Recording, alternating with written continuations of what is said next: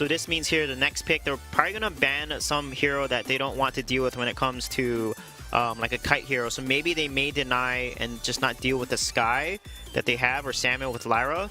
So it looks like the Salmon will be banned here, and that does leave open like Arden, for example, with the Vox, which is pretty strong. So is Qlash going to ban away this Arden, or are they going to take away a jungler that they don't want Calamity to play? They can still ban away the Grace, too. Oh, the Grace is still open, you're right, yeah. There's a lot of captains. They're not going to be able to ban away the captain role entirely, but I would expect Grace to be a ban here, just so that they can rest comfortably knowing that they have the only real sustained captain.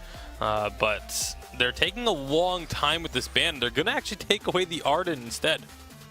Yeah, I felt like Arden would probably be a better ban because they play really well against Grace, and they saw that the last game, and they like playing a kite comp, and Grace is not good into a kite comp.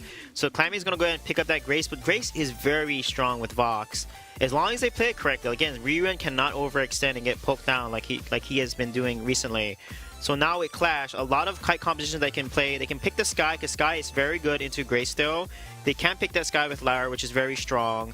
And then they can also pick a hero that is able to not be susceptible to the Grace, like Black Feather, Idris, etc. So Idris is a good because his A ability, Shroud Step, is able to dodge a Holy Nova if he does get caught.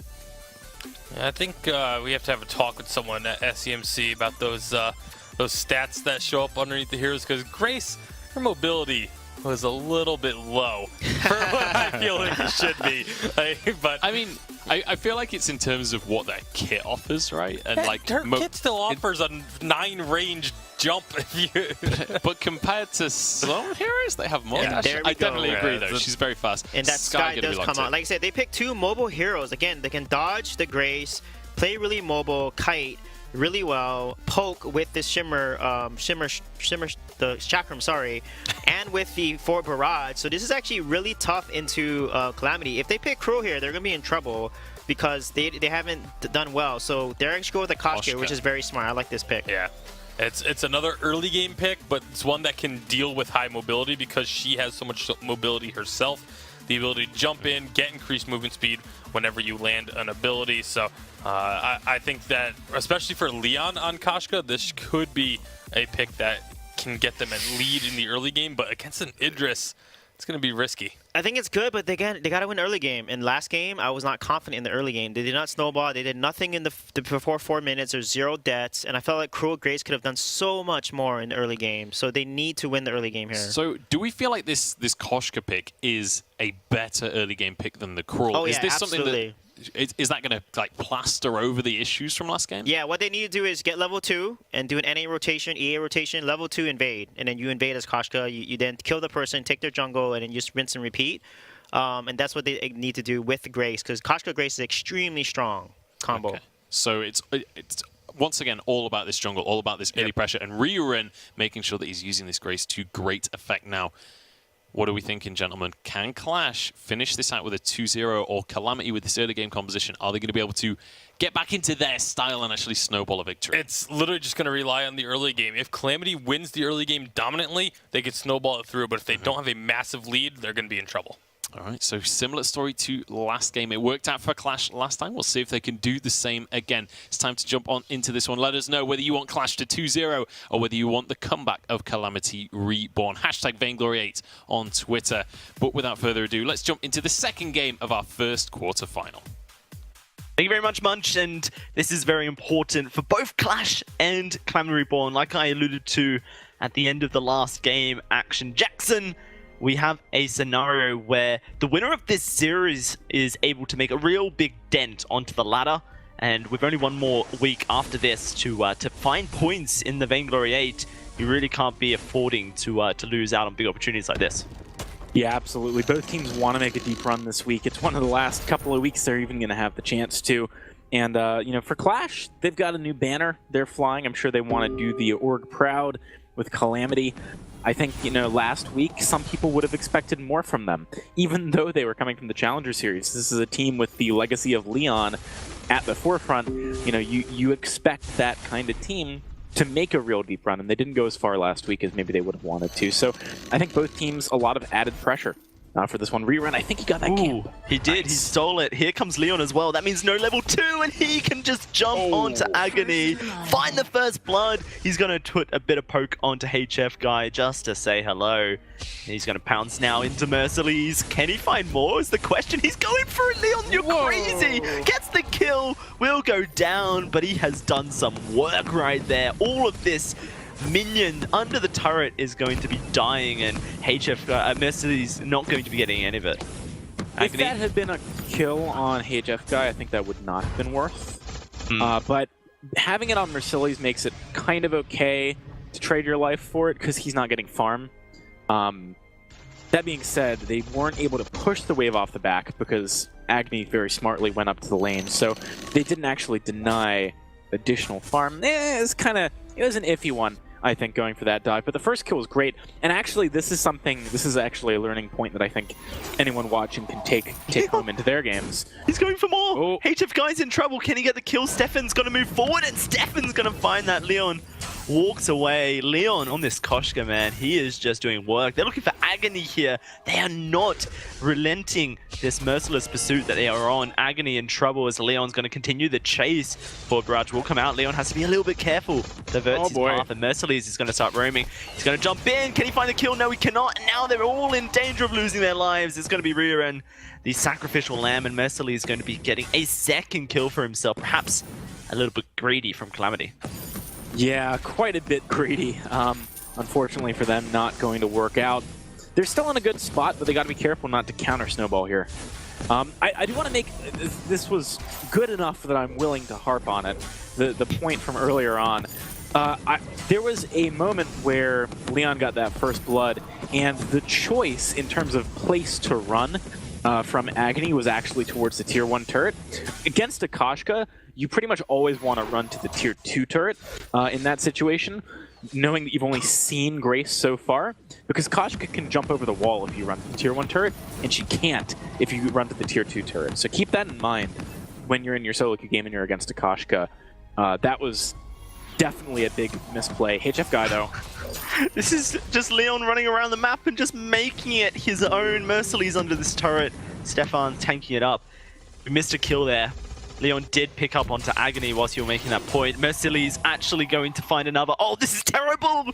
Calamity! Oh, this is something that I feel like they are perhaps having a little bit too much fun and perhaps not taking their scenario seriously enough. Riran is in trouble. Agony can just continue to auto-attack and kite, and that forward barrage should find a kill. A series strike over, and holy moly, the tables have turned. The gold is in advantage of Qlash. Merciless is 3-1-1 despite constant pressure onto him, dives and everything. Yeah, you don't want to give an Idris that kind of acceleration either. This is very calamitous from Calamity. I think that, yes... He's going in again! It's 2v1, Leon. You know this, right? It's 3v1. The Crystal Sentry's getting involved, but he dives in. He finds the kill onto Agony. This is insane. I don't know how he does it. I guess Koshka's just really strong in the early game. Who would have thought? Now it is going to be HF Guy trying to secure his jungle here, but he gets the Treant, he gets the heal, he's got Reborn to back him up, and HF Guy has to be careful. Pops the boots, will be able to escape. Crystal Sentry will chuck a couple of wall attacks out, force Reborn back. Agony's going to move in to try and secure his backs here. Forward barrage doesn't connect. Is striking into Leon, doesn't secure the camp, but now Leon has to run. Bright Bulwark won't find a snare, but it should be Leon falling nonetheless as he dives in and loses his life once more. You know, past a certain point, Koshka, if you play with the ball of yarn for too long, you're going to get tangled up in it. That's exactly what's going on right now. I mean, Calamity, yeah, sure, you want to be making things happen in the early game. You're doing that, but I think it's a step too far. Leon does have a lot of items very quickly here, though, and I do think he probably spikes harder on 2 than Agony does on 1.5. So, yeah, maybe they can snowball it from here, but they need to, I think, make a group play soon, and it needs to be on a turret, because anything else is kind of too slow. See that Calamity are starting to group up in the lane. Oh, there it is, Yummy Cabinet Frenzy on to HF Guy, and nice CC as the chain from the Holy Nova keeps HF Guy locked down. He couldn't escape that. Even the fountain was not enough to save his life. And now they can look for this turret, like you mentioned. In fact, diving onto Merciless, he's going to Shimmer Strike in, the ultimate doing work. He's able to escape as well, and Riren's going to lose his life for it. Does not have his Fountain yet, can purchase it up, it looks, but not having it at 6 minutes, probably not a great scenario for Calamity. Yeah, this is starting to get, I think, too much. Merciless now has a Sorrow Blade on top of some attack speed and stuff. Going to be doing really good damage in these next fights. I think he's unlocked his Divergent Path for weapon off the back of what he's got in his inventory, so that's obviously pretty huge too. You kind of have additional power spikes on Idris than just your item ones.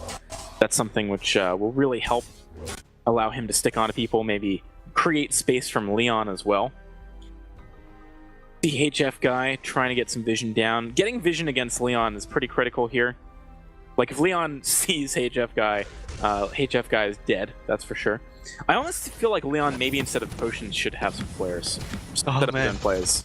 Look at him, he's getting into a bit of a catfight again, and this time it's the Gold Miner who's keeping him back. Calamity just trying their best, but Leon needs some defensive against this this guy. He's not invulnerable to death. Currently going towards a Broken Myth as his second item, trying to accelerate into it. I reckon he's going to come into lane with that Yummy Catnip Frenzy and try and make a move. Yeah, I think once he has Broken Myth, that's going to be obviously a pretty big power spike. I'd like to see Agony actually go for an Eve second. We'll see if he makes that decision. Will really help reset after Leon goes in. Look at that damage as well. Leon is half healthing his opponents in one combo.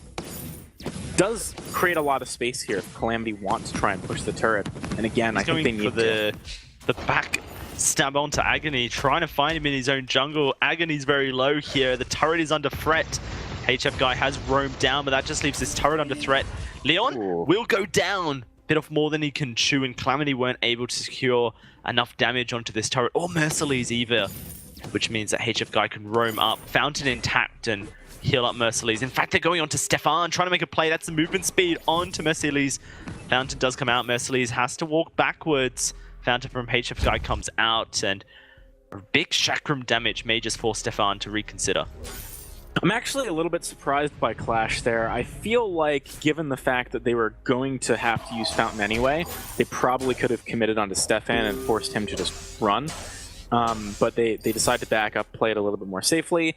Fair enough. I mean, maybe Leon is close to back from base at that point after dying, so you do want to be a little bit careful. Qlash is making some big strides here. They're actually taking a small gold lead at this point.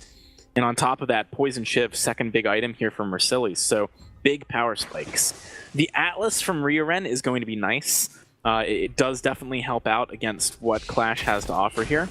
But I'm not sure, again, it's going to be enough. I almost would have liked to see something that is more about facilitating your carries than denying power to the opponent's carries. Perhaps even a War Threats. This is going to be another engage under the turret here as Leon tries to take it down, but cannot find the killing blow. Leon in trouble, will get some heals. The Fountain goes out. Calamity still have their Fountain intact, but Stefan will be taking enough damage for it to go out. Leon dives in, gets the turret now. They're looking for a fight here, but Leon, he cannot find the follow-up he needs. Stefan, can he find the kill? That's one. Can he get another? Who's got the range? Riren to provide the space. Merciless dives in. He finds the kill. Merciless, it's a triple kill for him. A ridiculous play on the Idris. And that's going to be me changing my pants.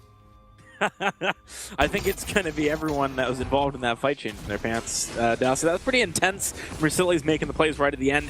It was almost a really, really good Atlas just totally winning the fight for the side of Calamity. Right at the end there, when Merciless was higher health than Stefan, he wanted to turn, but he was Atlased, and he was not going to be able to win the damage race in that situation, so he decides to back up. He's still able to come out on top, but again, very, very close. He actually goes for an Atlas here off the back of that fight, which I really like. I think you're quite frequently, as Merciless, going to be trying to stick on to Stefan. Having that extra armor and the attack speed slow really help in that situation, and you've already got, as you could see from that fight, very, very respectable damage. Ultimately, that was turrets being traded and a kill up in trade on to Qlash, so they're very happy with the exchange. That being said, I think Calamity profit more off of the map pressure gained from a turret being lost by their opponents. They are the team who can set up for picks, set up for rotations much easier due to the pick potential of someone like Zakashka. And that really, you can see the effects of it. Qlash, they're staying very far back. It's hard for them to necessarily contest something like this gold mine. Yeah, the gold mine easily goes over to Calamity there. So much burst on this Koshka available as Leon's going to be going a very crystal heavy build here. None of that utility Koshka on the fold is going to be all about the damage output. Last item I feel will be a Eve of Harvest, so he has some sustain in fights, as long as along with that heal that you get from the aftershock. Would be surprised if he goes a Shattered Glass. I think that would be pretty crazy from Leon, but certainly something that perhaps we would see from the Wonder Kid. This is Marceli's just gotten Aegis too, so now he's got Aegis and Atlas. It's going to be really hard for Calamity to kill him, even with pretty intense amounts of damage they have. Although I like Breaking Point from Stefana, I do think that some of these fights might go a little bit longer, especially when you've got Grace and Lyra on opposing teams. Fights can go pretty long, not just because of the sustain, but also because of the ability to protect in general your carries with the Bright Bulwark and the Holy Nova. We'll have to see what happens. Calamity are thinking about going in for initiation soon. They've wanted to. Their Benediction popped by Rear End, cancelled by the Bright Bulwark. Rear End, if he gets poked out, is not in the same kind of position that a Lyra is. You do not want to use your ultimate just to heal trade poke damage. You want to use it for a committed fight, so there's a window here for Qlash. They're going in. HF guy's going to take a bit of damage. Rear End, though, he is very low. Fountain's there, so is the heal from Rear End, as Leon does put the threat back towards Team Qlash. Of course, they have this Lyra to heal up, but that's a great silence going in. Can Leon execute off it is the question. Fountain goes out. That's going to be heal over to Leon as well. The Fountain and the Divine Intervention used, and still no deaths on the fold. Another heal comes out of HF Guy. Calamity want to go back in. Agony. Oh, he gets focused down. Rear End with the knock-up, but he's just taking the turret all by himself. Leon goes in, but where's Stefan? He's so far away. The communication from Calamity is something that certainly needs to be worked on. Absolutely. I mean, that is 100% why that fight went the way of Qlash. At the beginning of the exchange, you saw a moment where Leon got Grace ultimated. The Divine Intervention came down when he was tanking turret, but he completely bailed right when they had the opportunity to actually do something. And then they tried to go in afterwards when they didn't have any of their cooldowns up, when the target focus was not correct for them. Really, I think, poorly planned initiation from Calamity. They had a window too, because right at the beginning, it was actually Qlash making a lot of mistakes, kind of diving too deep with Mercilles when his team wasn't ready to go in, a lot of poke damage going on the HF guy.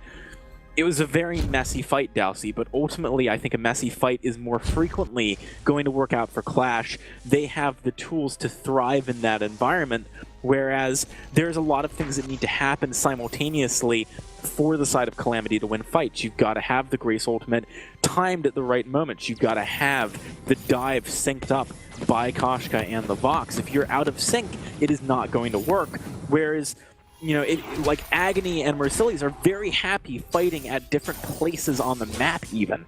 They are heroes that have inherent intrinsic abilities to stay alive in fights. This is very intriguing to watch, as the gold remains even due to the fact that Calamity has maintained a objective lead through the gold miners, through map rotations early to steal away camps and kind of create a bit of a gold deficit early between Leon and Agony. Although at this point you could argue it has been bridged. The Kraken now spawning onto the map, and Calamity, when as one, as synced, I feel can really just burst and take team fights in their favor. But as you've mentioned, it does require Stefan to be on the same page as Rear End and Leon. Everyone diving in at the same time and just trusting their synergy to find the kills. They have got control over this Kraken area. Going to spot out HF Guy by himself and Mercilles. Oh, Agony has been caught by Leon, and he's going to just try and reposition and look for more. The turret's there. Agony's very low. Where's the rest of his team? They are not diving with him. Mercilles with that Shimmer Strike. That is a great escape tool just used for no reason. Calamity, what can they do here? Agony trying to port. Mercilli's under the turret. Here's the dive, led by Rear End, looking for the kills. It's going to be HF Guy stunned, but Stefan tanking the turret. The Vox very squishy still, not really wanting to be the man to do so. Calamity will stick around. HF Guy going to go very low, but he escapes. Stefan almost losing his life as Leon dives back in, but he has to be careful he doesn't get caught by that death from above. He does manage to escape it. Calamity have lost so much HP. Divine Intervention up in 7 seconds. Maybe enough to save Reren's life here as he has been isolated from the rest of the team. It is up. No turret though. Grace very fast. Leon dives in. Diverts the attention of Qlash. There's going to be everyone from Calamity escaping here, but yet still, kill's just not going to them.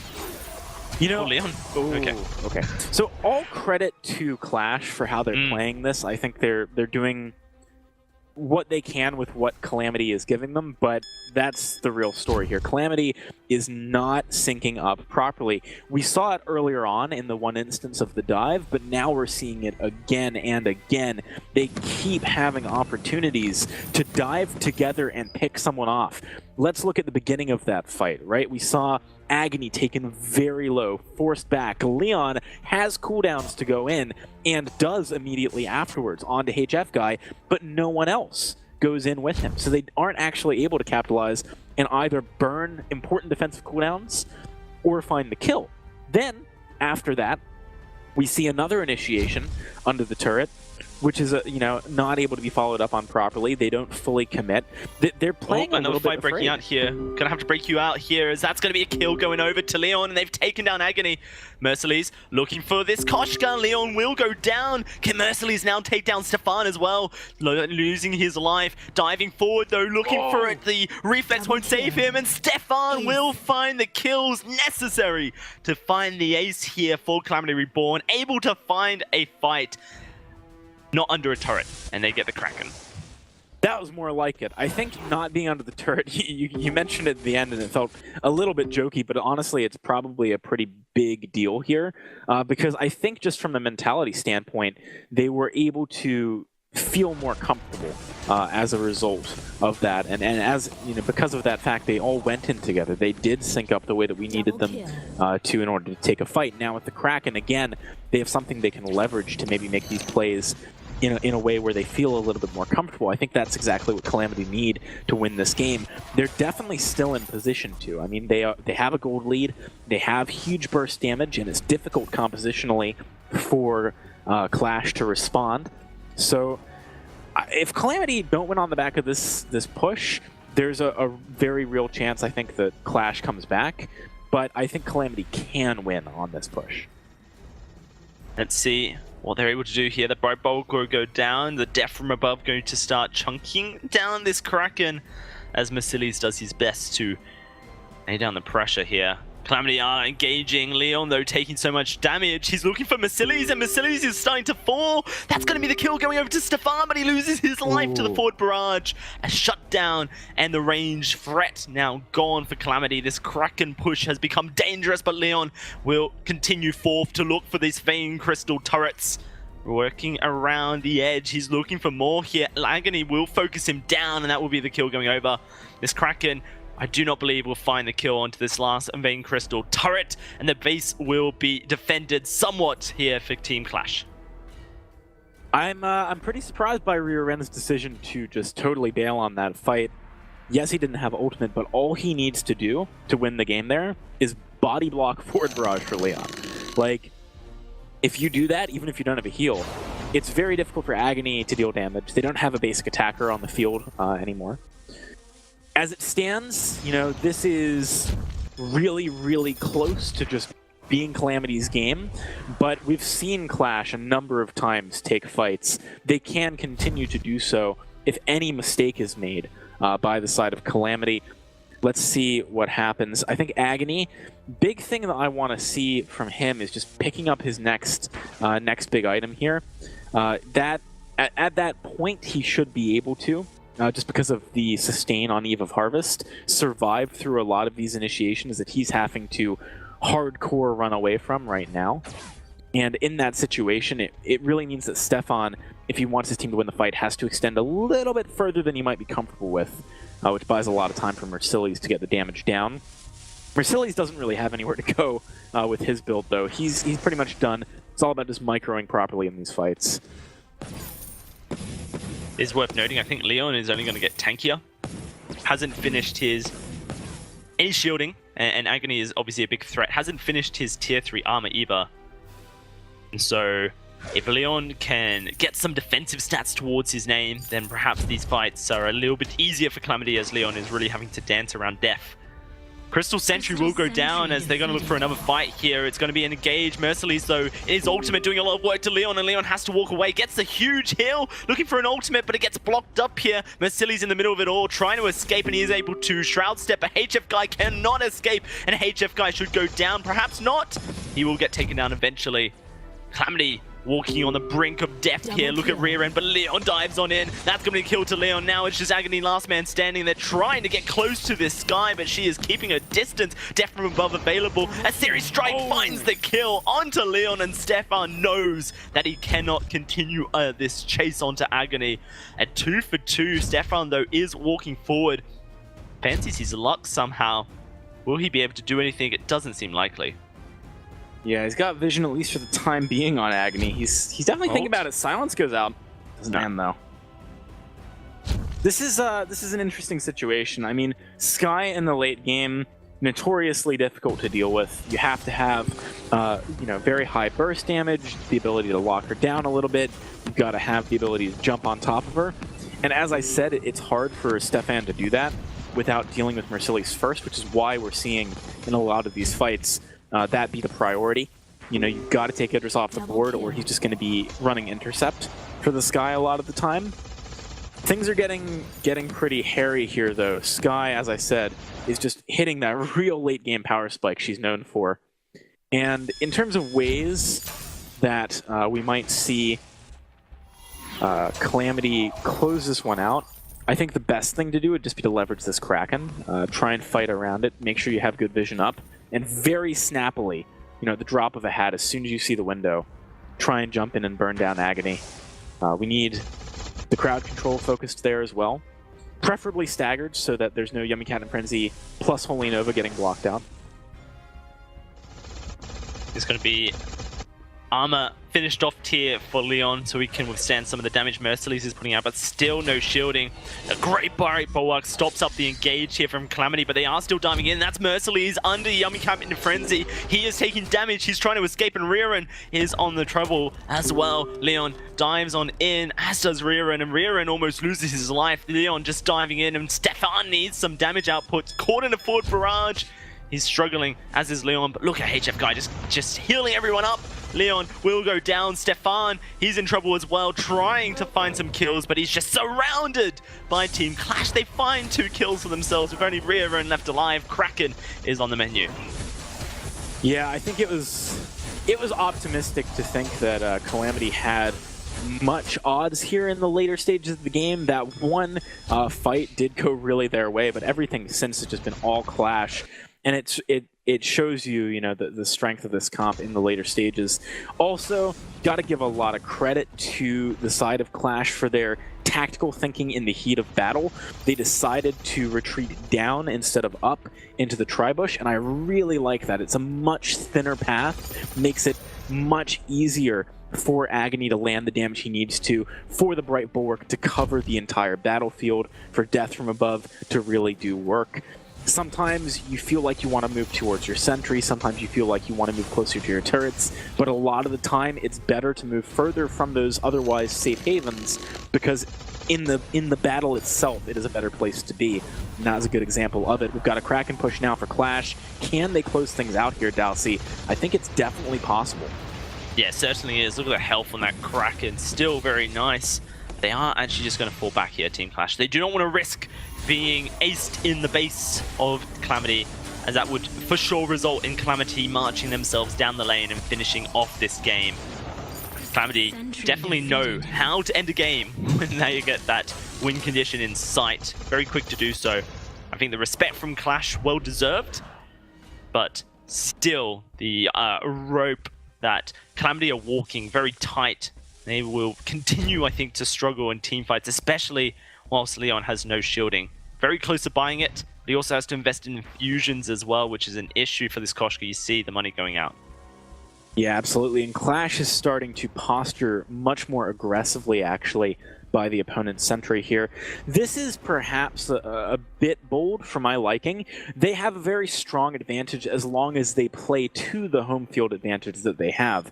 But as soon as they position someplace like the enemy sentry, they're really playing with fire because it's harder to control where the fight moves, and there are certainly fewer places you want the fight to move from that position on the map. Around here, much better. You can back off if you need to, kite into very safe places. And also, if you lose a fight, there's a much greater distance that Calamity need to travel to capitalize on it. You know, if they want to go for the base and you've just lost one member from mispositioning, you have a hope of defending, you have a hope of getting back and being safe. If you fight on the other side of the map, it can be a little bit more difficult. That's the one reason why I think maybe it could be okay for them to fight over on the side of Calamity. I still think better suited is fighting on their side of the map, though, just having those solid passive retreat. I do wonder what Reborn's going to do with this second reflex block. Has had it in his inventory for some time. It is going to be an engage, though, coming out of Calamity, looking for it. HF Guy going to be silenced up here as Leon receives another heal. There's no echo on this Grace, which means it's only one heal for now. Another Holy Nova not quite finding its mark, but he gets stunned up in the death from above. Reborn going to prevent the fight here. Calamity now on the back of the heels, trying to escape. Stefan will be in trouble. Reborn will find a double knockup, but it's only to his grave. And Leon's going to be escaping with his life. Team Qlash, minion wave, fairly close to the base, are going to look to finish this one here, AJ.